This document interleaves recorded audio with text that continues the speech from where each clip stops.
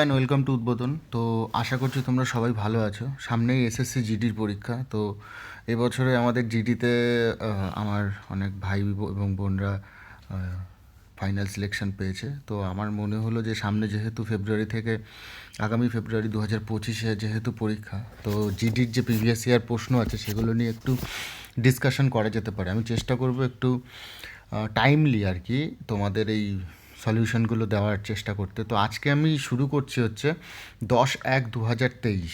2023-এ যে জিডি ছিল 10-1-2023-এর ফার্স্ট শিফটের ম্যাথের প্রশ্ন, ঠিক আছে? প্রত্যেক দিনই আমি চেষ্টা করব যাতে একটা করে ভিডিও তোমাদের কাছে তুলে ধরতে পারি। তো প্রথম প্রশ্ন দেখো কি বলছে। প্রথম প্রশ্ন বলছে দিব্যা বট এ কার 3,50,000 অ্যান্ড সোল্ড ইট ফর 4,35,000। মানে একটা গাড়ি দিব্যা কিনলো 3,50,000 টাকায় এবং বিক্রি করলো 4,35,000 টাকায়। তাহলে কিনলো মানে তোমার সিপি কস্ট প্রাইস কত? কস্ট প্রাইস হচ্ছে 3,50,000 আর এসপি মানে সেলিং প্রাইস এটা কত? 4,35,000। 4,35,000। তাহলে ওর লাভ হলো কত? লাভ হলো আলটিমেটলি তোমার 85,000 টাকা, তাই তো? 85,000 টাকা, ঠিক আছে? তা 85,000 টাকা যদি লাভ হয় তাহলে আমরা কি জানি প্রফিট পার্সেন্টেজ কত? SP minus CP by CP. এবার সিপি কত এখানে? 3,50,000 টাকা ইন্টু 100 করলে বেরিয়ে যাবে। এবার দেখো correct up to 1 decimal place. তো আগে দেখো 3টে শূন্য, এখানে 3টে শূন্য কাটলাম আর এখানে একটা শূন্য একটা শূন্য কাটলাম, ঠিক আছে? এবার 5 দিয়ে কাটলে এটা 5 7 এবং 85 আর 5 দিয়ে কাটলে এটা 7। তাহলে এটা হচ্ছে তোমার 170/7। তো 170/7 করলে 7 দুগুণে 14, 15 16 17, 3 0 30, 4 7 28, তাহলে 24 পয়েন্ট সামথিং বেরোবে। তাহলে একটা অ্যান্সারই ছিল 24-এর কাছাকাছি। তাহলে এটা হচ্ছে আমার অ্যান্সার। 2 নম্বর প্রশ্ন দেখো কী বলছে। The population of bear in a city has been growing at 3% every year, ঠিক আছে? 3% every year. If the present population of the bear in the city is 21,218, then what was the population of bear 2 years এগো। তার মানে ভাই দেখো একটা মানে শহরের যে বিয়ার্স আছে, ভাল্লুক আছে, তার তার যে জনসংখ্যা সেটা 3% করে বাড়ে প্রত্যেক বছর। তাহলে আমি যদি এক্স ধরে নিতাম তাহলে 103% বাড়ে মানে কত? 103% ইন্টু 103%, তাই তো? ইন্টু 103% ইকুয়ালস টু কত? ইকুয়ালস টু 21,218 নিশ্চয়ই। এবার আমাকে এই এক্সের মান বার করতে হবে। তাহলে এক্স ইন্টু আমি বলতে পারি এক্স ইন্টু, এটা নিয়ে একটু বাড়িয়ে নিই তাহলে আমার সুবিধা হবে, নাহলে না একটু ছোটো ছোটো।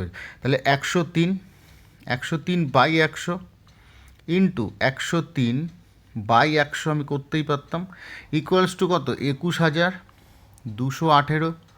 হ্যাঁ, 21,000 কত? 218। এবার দেখো 103 ইন্টু 103 তুমি করতে পারো, অথবা 21,218কে 103 দিয়ে যদি তুমি ভাগ করো, তাহলে 103 দিয়ে তুমি 21,218কে যদি ভাগ করো তাহলে তোমার বেরোবে হচ্ছে 206, ঠিক আছে? আবার 103কে দিয়ে কাটলে এটা হচ্ছে 2।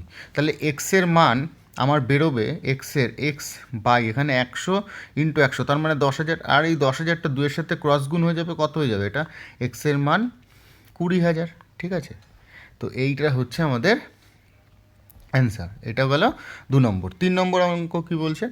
3 নম্বরটা বলছে A spend 45% of his salary on food. তার মানে আমি প্রথমেই ধরে নেব এক্সের মানে বেতন হচ্ছে 100%। এক্সের বেতন যদি 100% হয় তাহলে 45% সে কিসে বিনিয়োগ করে? ফুড এবং ডোনেট করে 5% of his salary on old age home. তাহলে 5% স্যালারি কী করে? ওল্ড এজ হোমে সে ডোনেট করছে। এইবার তাহলে ও আলটিমেটলি ডোনেট করছে কত? 50%। এই যে 50% সে ডোনেট করছে 50%, এবং সে spend 28,500 on food and old age home. তাহলে 50%-এর ভ্যালুই তো ফুড অ্যান্ড ওল্ড এজ হোমের ভ্যালুই তো 28,500, তাই না? 28,500। তাহলে বলছে তাহলে তার স্যালারি কত হবে? তাহলে 100%-এর 50%-এর ভ্যালু যদি 28,500 হয়, তাহলে মানে 100%-এর ভ্যালু দেখো এই 50-এর দুগুণ, তাহলে 28,500-র দুগুণ হবে। কত হবে? এটা 28 দুগুণে 56 আর একে 57,000 টাকা, ঠিক আছে? 3 নম্বর। 4 নম্বর প্রশ্ন কি বলছে? 4 নম্বর প্রশ্ন বলছে a man cover a certain distance by scooter at 64 kilometre per hour এবং রিটার্ন করছে কত? 16 কিলোমিটার পার আওয়ার, ঠিক আছে, স্টার্টিং প্লেস মানে এখান থেকে শুরু করেছিল, এখানে গেল, আবার এখান থেকে শুরু করেছিল, এখানে আসলো পুরনো জায়গায়। যাওয়ার সময় গেছে 64-তে, আসার সময় এসছে 16-তে। তাহলে অ্যাভারেজ স্পিড কত হবে? অ্যাভারেজ স্পিড হবে 2 into 64 into 16 by 64 plus 16, 64 plus 16। তাহলে 2 ইন্টু 64 ইন্টু 16 বাই এটা 80 হয়ে যাচ্ছে। তাহলে 16 দিয়ে 80কে কাটলে হচ্ছে 5, তাহলে 64 ইন্টু 2 করলে হচ্ছে 122, 122 সরি 128, 128 বাই 5। তা 128 বাই 5 করলে 5 দুগুণি 10 আসে 0, হাতে 1, 4 সাথে 28, 5 5 25, তাহলে 25.6 আমার বেরোচ্ছে।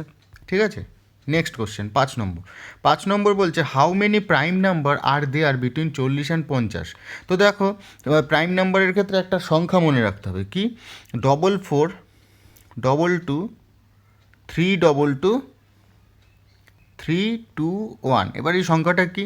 এইটা হচ্ছে 1 থেকে পুরো 100 পর্যন্ত এই সংখ্যাগুলোর মধ্যেই তোমার প্রাইম নাম্বার ঘোরাফেরা করে। এইটা এই 44, প্রথম 4 হচ্ছে 1 থেকে 10, এই 4 হচ্ছে 10 থেকে 20, এই 2 হচ্ছে 20 থেকে 21 থেকে 30, আর এই 2 হচ্ছে তোমার 31 থেকে 40।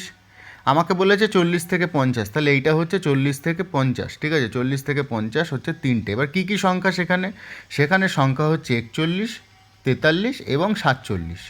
ঠিক আছে, তো এটা হচ্ছে 3 নম্বর অপশান। এবার 5 নম্বর হলো। এবার 6 নম্বর প্রশ্নটা দেখি। 6 নম্বর প্রশ্ন বলছে তোমার, দেখো 6 নম্বর প্রশ্ন বলছে the diameter of A right circular cylinder. তো রাইট সার্কুলার সিলিন্ডার হচ্ছে এরকম, সিলিন্ডার এরকম। এবার ডায়ামিটার মানে হচ্ছে তোমার ব্যাস, ব্যাস, হ্যাঁ ঠিক আছে, ব্যাস।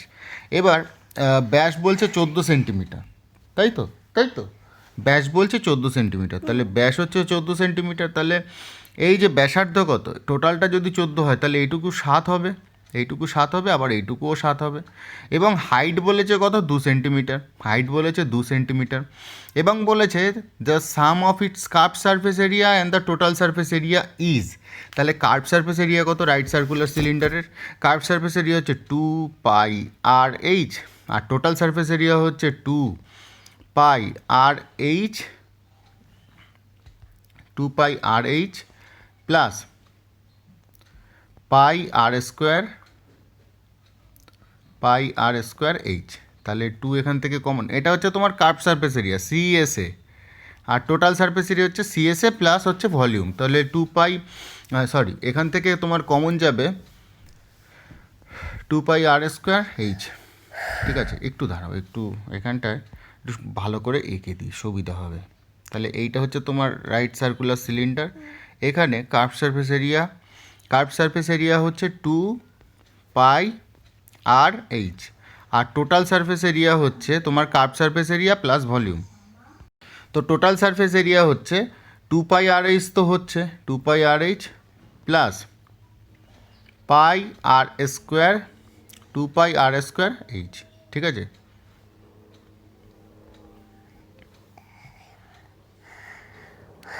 টু পাই আর স্কোয়ার এইচ। ঠিক আছে, তো টিএসএ কত হচ্ছে তোমার? টিএসএ হচ্ছে 2 পাই আর প্লাস এইচ। ঠিক আছে, এই দুটোর যোগফল চেয়েছে। তো আমার আর হচ্ছে 7 আর এইচ হচ্ছে তোমার 2।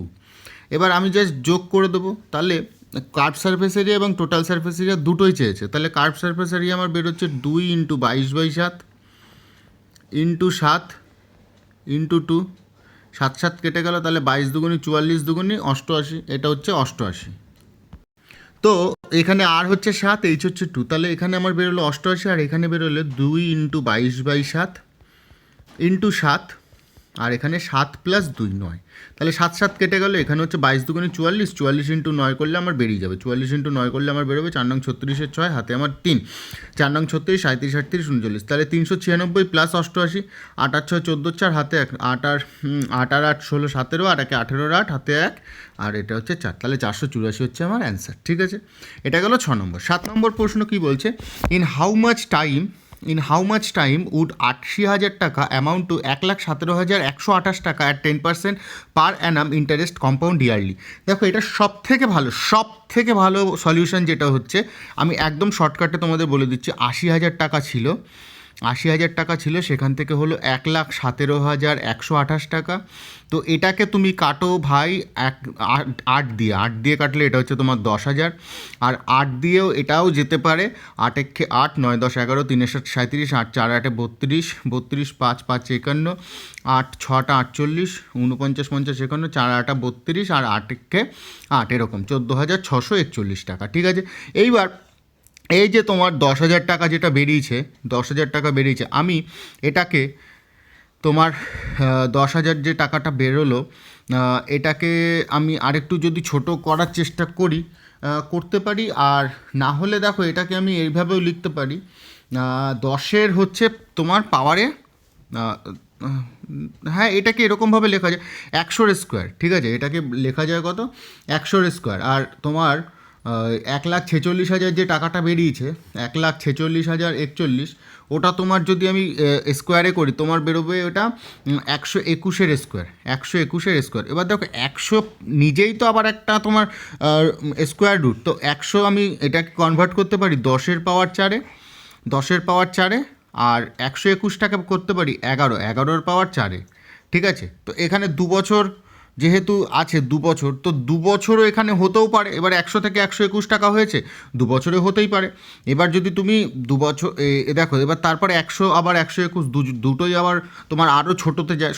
এইটার সব থেকে ছোটো প্রসেস হচ্ছে, তুমি সবসময় চেষ্টা করবে সব থেকে ছোটো সংখ্যাটা যাতে তুমি কনভার্ট করতে পারো। তাহলে ১০-এর পাওয়ারে 4 আছে, ১১-এর পাওয়ারেও 4 আছে, তাহলে এটা কত বছরে হলো, 4 বছরে হলো, যেহেতু পাওয়ারটা 4 রয়েছে। তাহলে ১০% ইন্টারেস্টও বেরিয়ে গেল। ১০% ইন্টারেস্ট, দেখো ১০০ আর ১২১, আগের অঙ্কটায় আমি আরেকটু বুঝিয়ে দিই, ১০০ আর ১২১ কেন, ১০০ আর ১২১ কেন করলাম না, তাহলে ১০০ আর ১২১, তাহলে এখানে ২১% হয়ে যাবে। কেন, দেখো ২১ টাকা বাড়ছে কতর উপর, ১০০-র উপরে ইন্টু 100, তাহলে ২১% বেরিয়ে তো যাবে। কিন্তু আমি যদি ১০ আর ১১ রাখি, তাহলে তো ১০% বেরোবে, ১ বাড়ছে ১০-এর উপরে ইন্টু 100, তাই তো। তো এই হচ্ছে ব্যাপার। ঠিক আছে, তো পরীক্ষার জন্য এগুলো মাথায় থাকে তোমাদের। নেক্সট প্রশ্ন বলছে, dealer allowed a discount of 20%, বলছে কি, a dealer allowed a discount of 20% on mark price of rupees ৭২,০০০ টাকা on an article and incurred a loss of 10%, what discount should he allow on the mark price so that he gains ৪৪০ টাকা on article. কি বলছে আগে ভালো করে বুঝতে হবে। একজন ডিলার আছে, সে ডিসকাউন্ট অ্যালাউ করেছে 20% অন মার্ক প্রাইস অফ ৭২,০০০ টাকা, তাহলে ৭২,০০০ টাকা সে মার্ক প্রাইস করে রেখেছিল, তার উপর সে ডিসকাউন্ট করেছে কত, 20%, তার মানে সে ৮০%-এ সে বিক্রি করেছে। এটা হচ্ছে ৭২,০০০ টাকা হচ্ছে মার্ক প্রাইস। ঠিক আছে, আর যেটাতে বিক্রি করবে, তাহলে কততে বিক্রি করছে, ৭২,০০০ টাকা, ৭২,০০০ টাকা ইন্টু ৮০% আমি যদি করছি, ৭২,০০০ 4/5, 5 দিয়ে কাটলে এটা হচ্ছে তোমার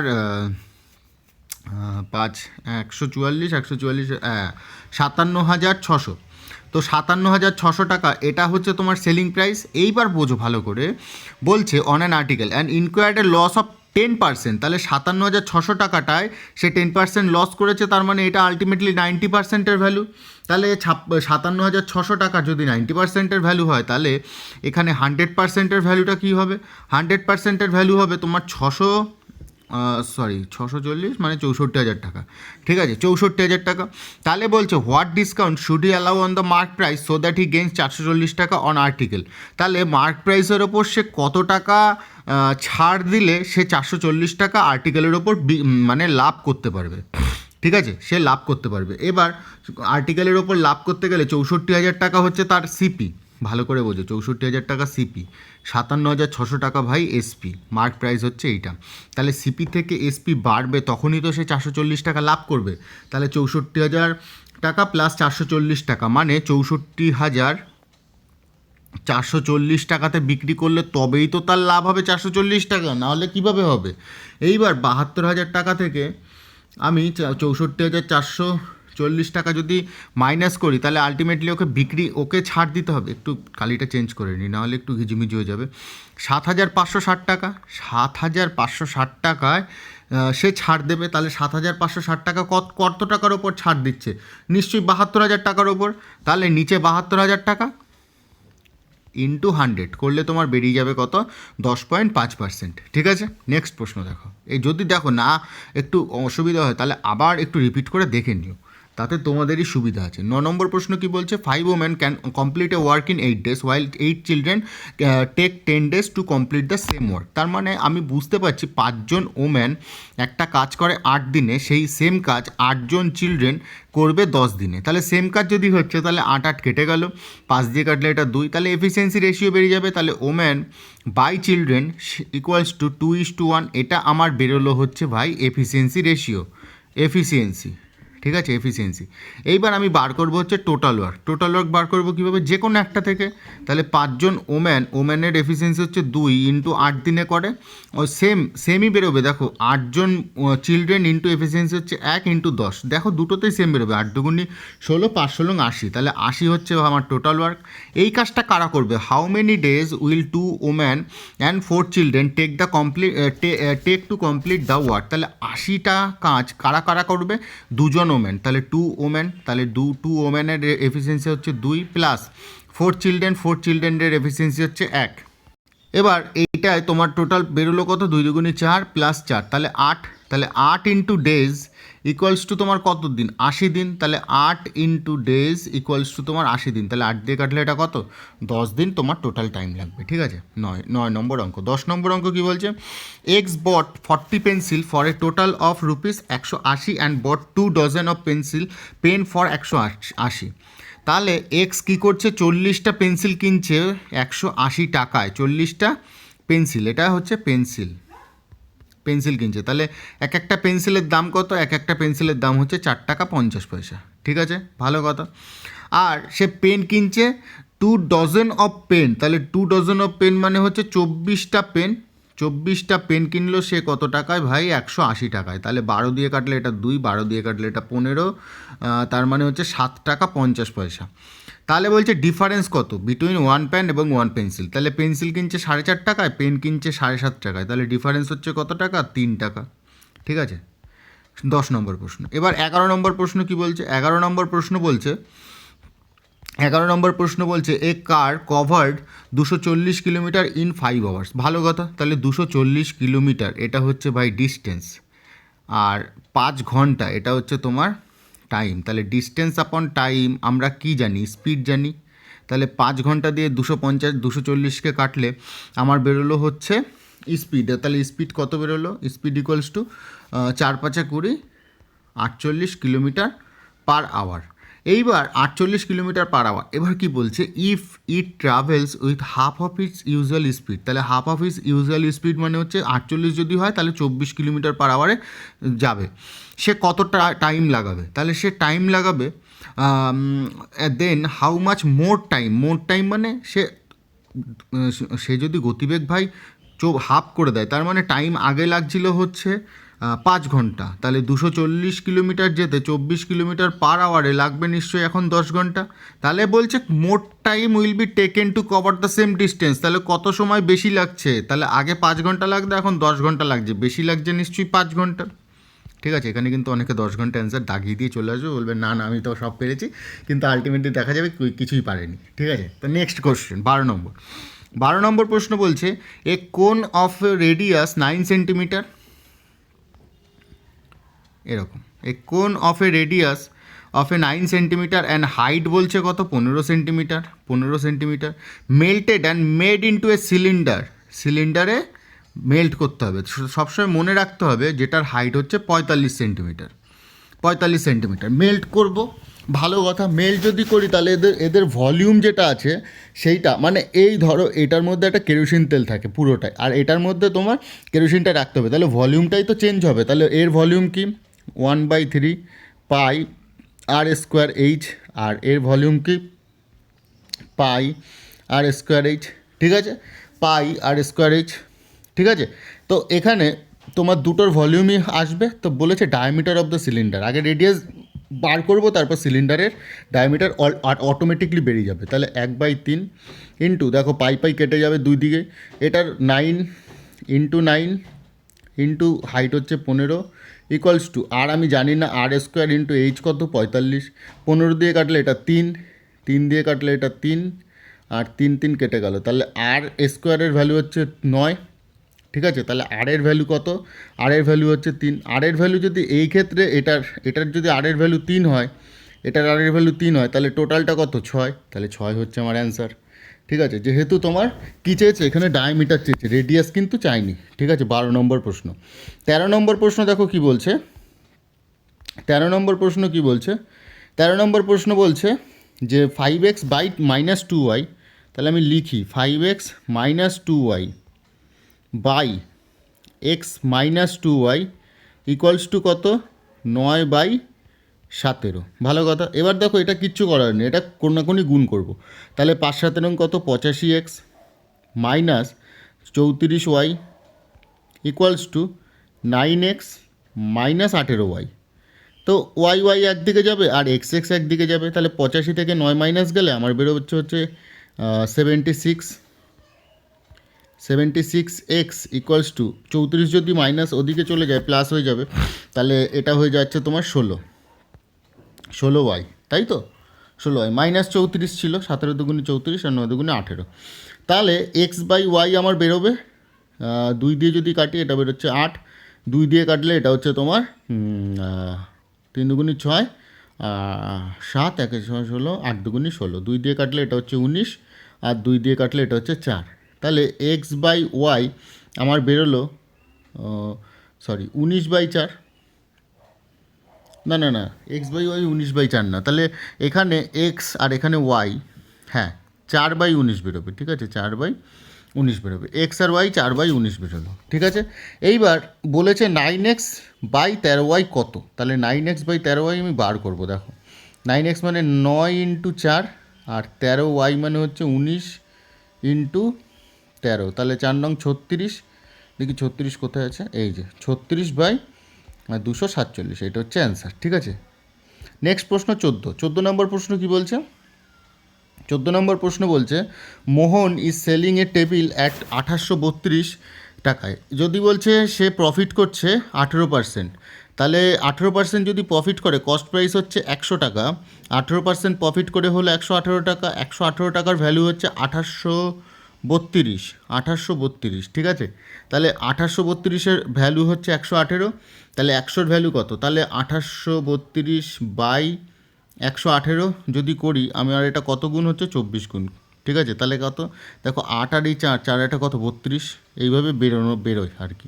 তাহলে এটা হচ্ছে কত? 2400 টাকা। ঠিক আছে, আর না হলে তোমরা এরকম করতে পারো, একের ভ্যালু হচ্ছে 1832/118, এইভাবে করা যেতে পারে। ঠিক আছে, 15 নম্বর প্রশ্ন কি বলছে? 15 নম্বর প্রশ্ন বলছে 5 bells start commencing together at 9 AM, they ring at interval of 12 seconds, 18 seconds, 24 seconds, 36 seconds and 45 seconds. তাহলে 12, 18, 24, 36 এবং 45, এদের আমি এলসিএম বার করব। তাহলে 12 তো 24-এর মধ্যে ঢুকে থাকে, 18 36-এর মধ্যে ঢুকে থাকে, তাহলে 24 36 45-এর এলসিএম বার করব। 3 দিয়ে করলে এটা 3 8 24, 3 12 36 আর 3 15 45। 3 দিয়ে করলে এটা 8, 3 4 12, 3 5 15। 4 দিয়ে করলে এটা 2 1 আর 5, তাহলে 5 দুগুণে 10, 4 10 40, 40 3 4 12, 120 240, তাহলে 240 সেকেন্ডস বেরোলো। 240 সেকেন্ডস বাই 60 সেকেন্ডস, তাহলে আমার আলটিমেটলি বেরোলো কত? 4 সেকেন্ডস, তাই তো? 4 6 24 200, হ্যাঁ 4 সেকেন্ডস, তাই তো? 4 সেকেন্ডস বেরোলো। এইবার বলেছে অ্যাট হোয়াট টাইম, 9টার সময় বাজে। প্রথম কথা 9টার সময় বাজে, আবার কখন বাজবে, তাই তো? আচ্ছা, না না না না, 240/60 না, 240 সেকেন্ডস, সরি আমি কী করছি, 240 সেকেন্ডস মানে হচ্ছে 60 দিয়ে যদি আমি ভাগ করি, তাহলে এটা আলটিমেটলি ক মিনিট? ঠিকঠাক করলাম তো? নাহলে আরেকবার দেখে নিই। 5 দুগুণে 10, 4 10 40, 3 4 12 আর 3 12 36, 360 সেকেন্ড, তাই তো? আমিও ভুল করছি। 360 সেকেন্ড বাই 60 সেকেন্ডস মানে আলটিমেটলি হচ্ছে 6, তাহলে 6 মিনিট, তাহলে 9টা বেজে 6 মিনিটে আবার তারা একসাথে বাজবে। ঠিক আছে, 15। এরপরে বলছে 16 নম্বর প্রশ্ন। 16 নম্বর প্রশ্ন দেখো কি বলছে। 16 নম্বর প্রশ্ন বলছে এ পার্সন, একটু ছোটো করে নিই, হ্যাঁ। 16 নম্বর প্রশ্ন বলছে a person rides bicycle on 4 different way to reach the destination, determine the average speed during the whole journey. ঠিক আছে, তো হোল জার্নিতে তার অ্যাভারেজ স্পিড কত আছে সেটা বার করতে হবে। তাহলে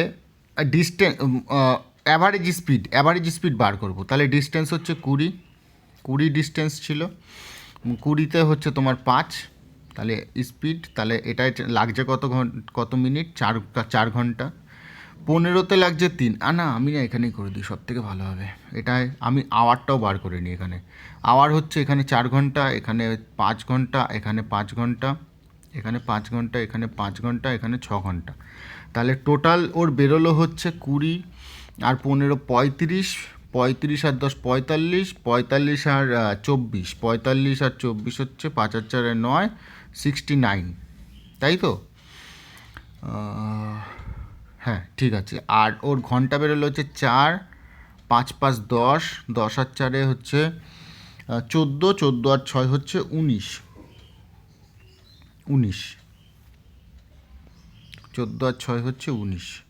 তাহলে 19 দিয়ে 3 19 হচ্ছে 57, তাহলে 3 ঘন্টা আর 69 বাই যদি 19 করি তাহলে 3 ঘন্টা 63 সামথিং কিছু বেরোবে। ঠিক আছে, অ্যাপ্রক্সিমেটলি কিছু একটা।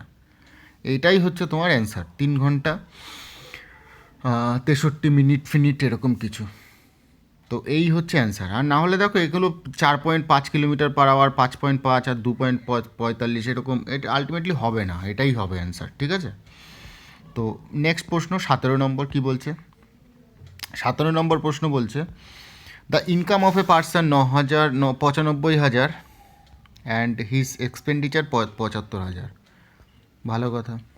তাহলে সেভিংস হচ্ছে 20,000 টাকা, এটা হচ্ছে সেভিংস, এটা হচ্ছে এক্সপেন্ডিচার, আর এটা হচ্ছে ইনকাম। ভালো কথা। বলছে if his income is increased by 18%, তাহলে 95,000 টাকার 18%, তাহলে 95,000 টাকার 118% করলে আমার বেরিয়ে যাবে কত, 95,000 টাকা ইন্টু 118%, 118% করলে আমার বেরিয়ে যাবে ইনক্রিজড 118%, তাহলে 80,508। ঠিক আছে, তারপরে বলছে এক্সপেন্ডিচার কত পার্সেন্ট বাড়ে, 12% বাড়ে। ভালো কথা। তাহলে 75,000 টাকার উপর 112%, 75,000 টাকার উপর যদি 112% করি, এটা 84,000 টাকা।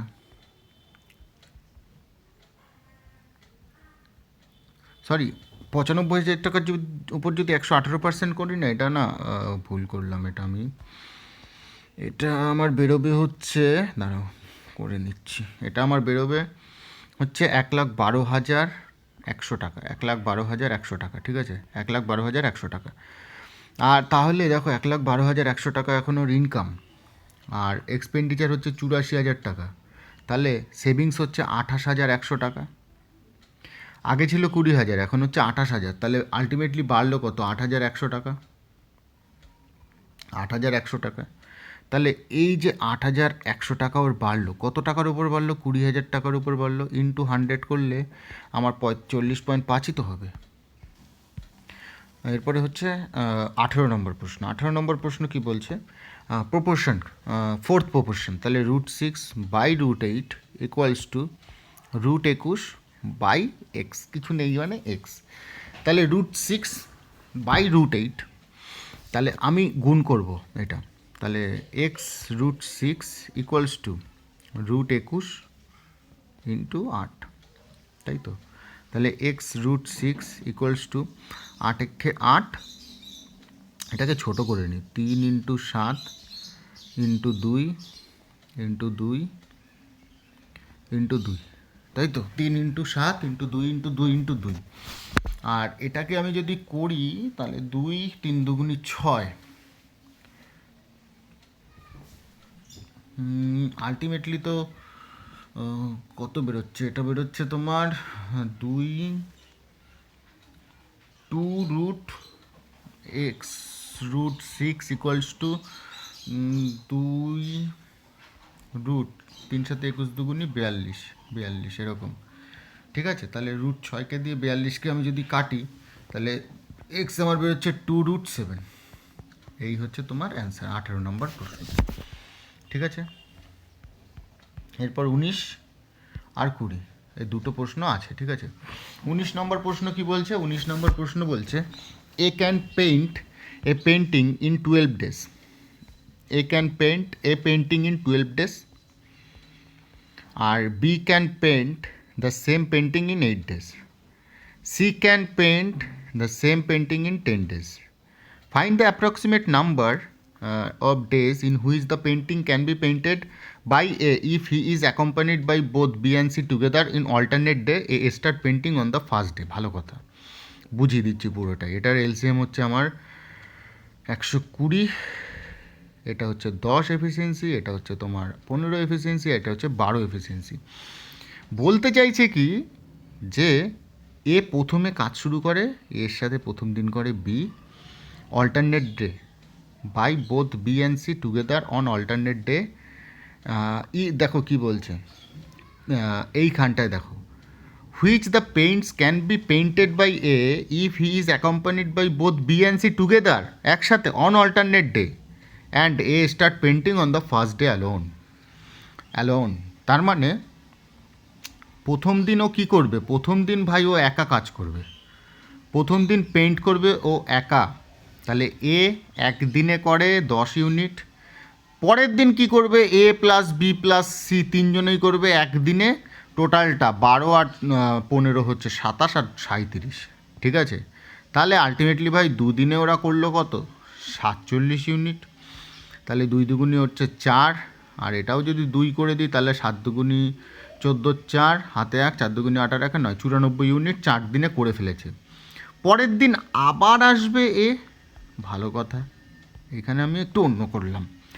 পরের দিন আবার এ আসবে একদিন 10 ইউনিট নিয়ে, তাহলে আলটিমেটলি 5 দিনে আমার হয়ে গেল কত? 104 ইউনিট।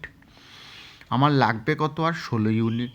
ওদের দুজনকে যদি নিয়ে আসি আমার লাগবে কত? 37। তাহলে একদিনে লাগছে আমার 37 ইউনিট, আমার লাগবে 16 ইউনিট, তাই তো। তাহলে আমি 37-এর সাথে আমি কত ভাগ করব? তাহলে 16 ভাগ 37 করব, তাহলে 5 × 16 ভাগ 37 করলে আমার পেরিয়ে যাবে। তাহলে 5 × 16 ভাগ 37 যদি করি তাহলে 5 × 16 37, বা তোমার হচ্ছে 37 × 5 করলে 185 প্লাস 16 ভাগ 37 যদি আমি করি তাহলে তোমার আলটিমেটলি অ্যাপ্রক্সিমেটলি বেরোবে 5.4324, যেহেতু এখানে 37 একটা মানে অন্য টাইপের নাম্বার চলে আসছে, ঠিক আছে, অন্য টাইপের নাম্বার চলে আসছে। তো 5.4 এটা হচ্ছে তোমার অ্যান্সার। নেক্সট প্রশ্ন এবং ফাইনাল প্রশ্ন তোমার আজকের জন্য, সেটা হচ্ছে a shopkeeper allows a discount of 40% on his article and still makes a profit of 20%। মানে কি বলতে চাইছে? A shopkeeper allows a discount of 40%, discount দিল সে 40%, 40% ডিসকাউন্ট দেওয়ার পরও সে 20% প্রফিট করছে। 40% ডিসকাউন্ট দিল, তার মানে আলটিমেটলি 60%-এ বিক্রি করছে, 60%-এর ভ্যালু 120%, তাই তো। তাহলে বলছে how must cost price does shopkeeper pay for an article whose mark price of 2400 টাকা, তাই তো, 2400 টাকা। তাহলে মানে আমি না একটু বোঝালে না সুবিধা হবে, এইটা একটু বুঝিয়ে দিলে সুবিধা হবে। দেখো ভালো করে বোঝো, আগে হচ্ছে মার্ক প্রাইস, মার্ক প্রাইসের ওপর ডিসকাউন্ট দেয় লোকে, মার্ক প্রাইসের ওপর ডিসকাউন্ট দিয়ে সেটা হয় হচ্ছে এসপি, ঠিক আছে।